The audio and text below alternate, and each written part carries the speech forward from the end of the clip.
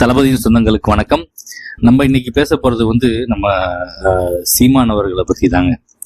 சீமான் அவர்கள் விஜய் ரொம்ப அனாவசியமா ரெண்டாவது மாநாட்டில் நாங்கள் செத்த பொருட்கள் கூடயோ இல்லை மதிப்பில்லாத பொருட்கள் கூடயோ நாங்கள் எந்த பிரச்சனையும் வச்சுக்கிறது இல்லை, எங்களோட டார்கெட் பெருசு, எங்களோட டார்கெட் டிஎம்கே தான், உன்னையெல்லாம் கண்டிக்கவே மாட்டோம் போடா அப்படிங்கிற மாதிரி விரட்டி விட்டாரு.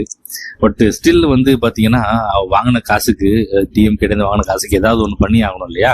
அதுக்காக நம்ம சீமானவர்கள் எங்க போனாலும் அணில்கள் புலிகள் வந்ததால் அணில்கள் விரட்டப்பட்டன, அது விரட்டப்பட்டன, இது எது புலி, இது கொட்டை எடுத்த புலியா எடுக்காத புலியான்னு தான் நம்ம கேட்கணும். அந்த மாதிரி இவங்க பண்ற வேலை எல்லாம் நமக்கு ரொம்ப நகைப்பு மூட்டும் வேலையா பார்த்துக்கிட்டு இருக்காங்க. அது இல்லாம இன்னொரு மீமி ஒண்ணு பார்த்தேங்க.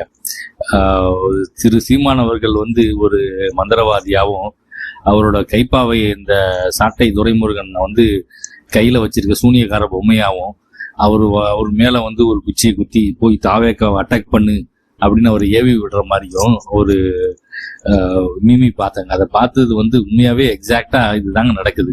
ஆனா அந்த மந்திரவாதிக்கு காசு கொடுத்து வேலை செய்ய சொல்றது டிஎம்கே. அதை அவங்க அதுல மென்ஷன் பண்ணல. பட் நம்ம அதை பை டிஃபால்ட்டா புரிஞ்சுக்கணும். டிஎம்கேவோட காசை வாங்கி மந்திரவாதி மந்திரம் போட்டுக்கிட்டு இருக்காரு. அப்புறம் அவரோட சீடர்கள் காணொலியில யூடியூப்ல கதறிக்கிட்டு இருக்காங்க. இன்னைக்கு கூட இந்த துரைமுருகனோட ஒரு வீடியோவை பார்த்தேன்.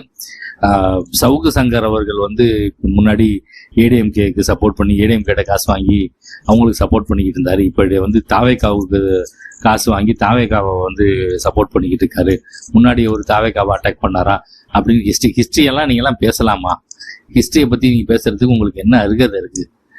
திமுகவை வேறறுப்போம், திமுகவை எதிர்த்து தான் நாங்க கட்சியை ஆரம்பிக்கிறோம் அப்படி இப்படின்னு பேசுன நீங்க போய் ஸ்டாலின் வீட்டுக்கு காலில் உழுவுல, அங்க போய் மண்டிக்கிட்டு வேணாம், அதை பத்தி பேச வேண்டாம்.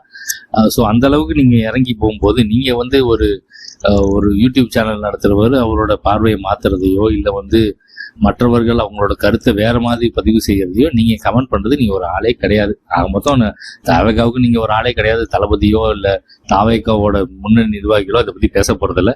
நம்ம பேசுவோமே. நன்றி.